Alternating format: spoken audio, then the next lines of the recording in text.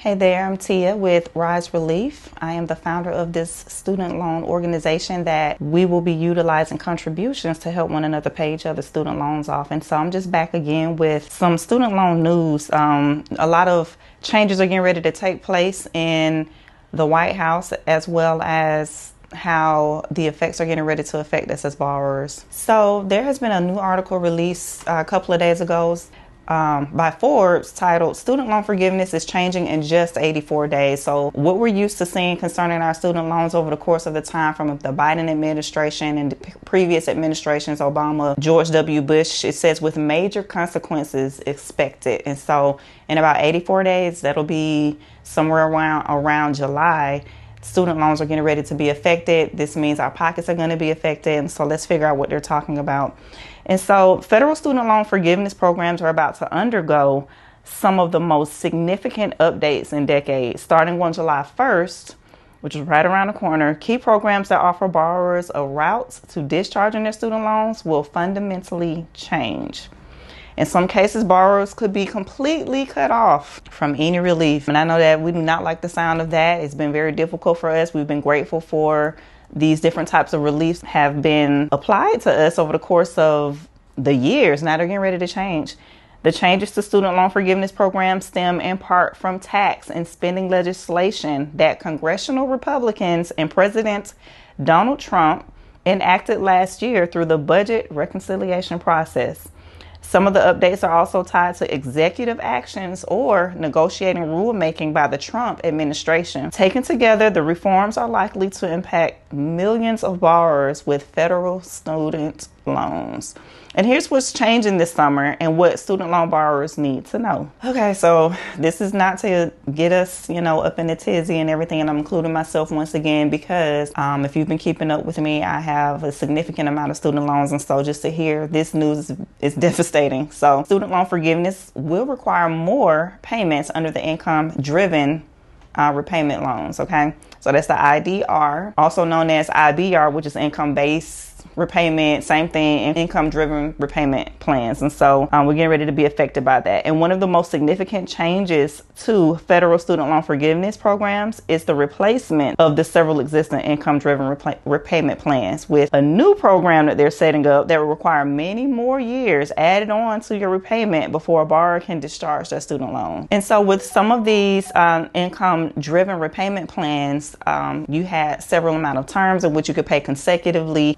We have different types of plans where your terms are cut short and then there's a payoff, some sort of a discharge happening, just depending on the type of plan that you are qualified for, PSLF included. So currently there are 4 income-driven repayment plans, all of which provide borrowers with affordable payments tied to your income, okay? And the possibility of eventual student loan forgiveness after 20 to 25 years in repayment, but 3 of these plans are now disappearing. The Education Department is terminating the SAVE Act, terminating it, and this is starting in July. While legislation passed by congressional Republicans last year will phase out the ICR and paid plans, PAYE, in 2028. Only the IBR plan will remain intact for current borrowers. That's the only thing. See, there was a whole list of things that are getting ready to change. So if you're under any of those different types of student loan payment plans, they're getting ready to change for you starting this year, going into 2028, and probably consecutively after that. But for any borrowers who take out new federal student loans or consolidate their existing loans on or after July 1st of this year, their only income-driven repayment plan option will be something called Repayment Assistance Plan, or RAP. This is something new to me, something I've never heard of, so we are finding out this together. Now, again, if you had an existing loan on or after July 1st of this year, your only income-driven option will be the Repayment Assistance Plan, or RAP. Now, while Trump administration officials argue that RAP will have important benefits, including affordable payments, and I'm going to air quote that, an interest subsidy, the program will require 30 years in repayment before borrowers can qualify for student loan forgiveness.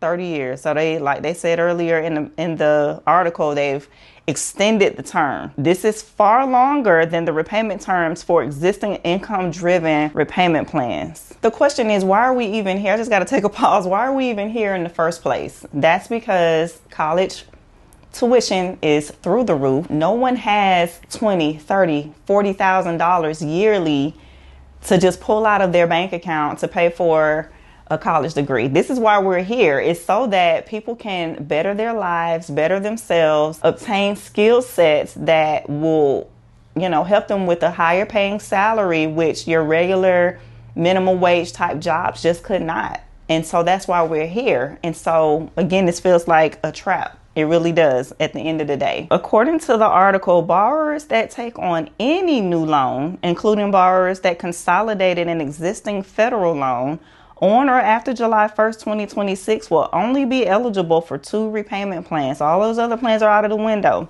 The standard repayment plan or the RAP plan, okay?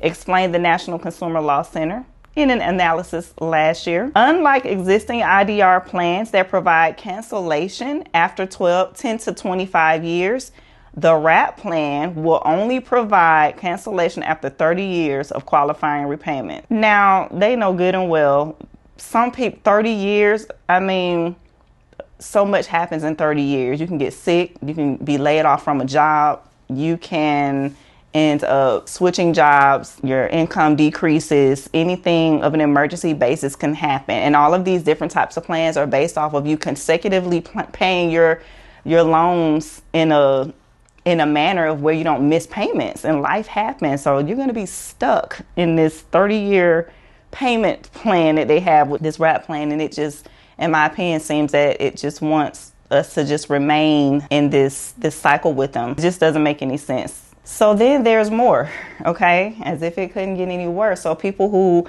do not have the proper credit or who cannot qualify for a loan on their own and they need their parents to help them, it says Parent Plus borrowers could lose student loan forgiveness options altogether. So the same legislation that places several existing income-driven payment plans with RAP also would substantially narrow the student loan forgiveness options for Parent Plus borrowers. Parent Plus loans are student loans that benefit a child pursuing an undergraduate degree, but the parent is the legal borrower, not the student. Historically, Parent Plus loans are ineligible to be repaid under an income-driven repayment plan, but there has been one exception since 2006. Borrowers who consolidate their Parent Plus loans into a federal direct consolidation loan can access the income contingent repayment or ICR plan. ICR allows for student loan forgiveness after 25 years in repayment. ICR is also a qualifying repayment plan for the public service loan forgiveness, which allows federal student loans to be forgiven in as little as 10 years if the borrower works full-time for a qualifying nonprofit or a governmental employer. But last summer's tax and spending legislation sunsets ICR in 2028. I'm laughing because it says ICR is getting ready to go away as well in 2028, and bars Parent Plus borrowers from accessing RAP, even if their student loans are consolidated. Without ICR, Parent Plus borrowers will not be able to access income-driven repayment plans or PSLF, cutting them off from the critical student loan forgiveness and affordable repayment options. So with all of that being said, there is a narrow exception for Parent Plus borrowers to maintain access to these programs, but the window for acting is rapidly closing. They would have to consolidate their student loans prior to July 1st of this year. Then they would need to enroll in the ICR plan, make at least one payment under ICR, and then switch to IBR by 2028, because again, ICR is going out of the window. So you have to consolidate, enroll, make a payment in ICR, then ICR is going goodbye, and then now you have to switch over to IBR. It's just a lot that you have to go through. Since borrowers have to complete their consolidation before July, and the process can sometimes take up to 90 days or more after submitting the application to consolidate, it may already be too late for some Parent Plus loans to act. So if you just now finding out about this information this April, and I was just getting ready to say that before I read this in the article, because even I consolidated and I knew it just took so long. There was a monthly process, month after month, for the consolidation, for transferring of loans, for getting information on who your new loan servicer is going to be, either Mohila or whatever. Finally get information. So pretty much April, they're basically saying it's too late to even try to enroll in this at this point if you have a Parent Plus loan. So only Parent Plus borrowers that consolidate their loans before July 1st, 2026 and are enrolled in any IDR plan between now and July 1st, 2028 will be eligible for an income-driven repayment plan after the SAVE, ICR, and pay plans are eliminated on July 1st, 2028. Those borrowers will be eligible for the income-based repayment plan. They will not be eligible for RAP. Existing Parent Plus borrowers who do not jump through these hoops in time will be locked out of the income. Jumping through hoops is exactly what it is. Will be locked out of income-driven repayment options, which could make it very difficult to manage their loans if they cannot afford fixed payments. Now, my favorite topic to talk about, PSLF, because that's a particular program that I'm in now. It's going to talk about that for those that are in this, and there are thousands of us that are part of PSLF. Student loan forgiveness disqualifications under PSLF. Okay. So the tax and spending legislation that Congress passed last year leaves the PSLF program untouched. Well, look at that. But student loan forgiveness under that program is now threatened by new Education Department regulations that, if enacted, could give the Secretary of Education, Ms. Linda McMahon, the power to disqualify employers from being eligible for student loan forgiveness if they engage in activities that she deems and determines have a substantial illegal purpose. So I don't know what that looks like for her or for the administration. And I do remember the administration talking about certain companies not being able to qualify for PSLF if you work for them because of substantial illegal purpose. I don't know what substantial illegal purpose means. It's for mine. When I hear the word illegal, I'm thinking drugs, something drug dealing or something.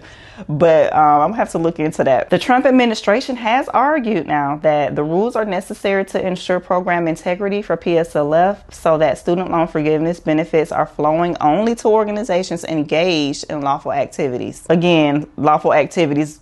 We selling drugs. What are we doing here? I don't know. Okay. Critics, however, contend that the rules will effectively weaponize the PSLF program and allow the government to disqualify entire organizations from being eligible to participate in the critical student loan forgiveness program if their activities run afoul of the Trump administration's policy preferences. The new PSLF rule is set to go into effect on July 1st, at which point the Education Department could begin making determinations of employer student loan forgiveness eligibility. While borrowers could not and would not lose any student loan forgiveness credit they already have earned for their student loans, they may be prevented from making any more progress toward a loan discharge if their employer gets disqualified for PSLF. Listen, as a running joke, just make sure that your nonprofit organization is not selling in drugs, okay? Because if they are, you're going to be disqualified as a whole.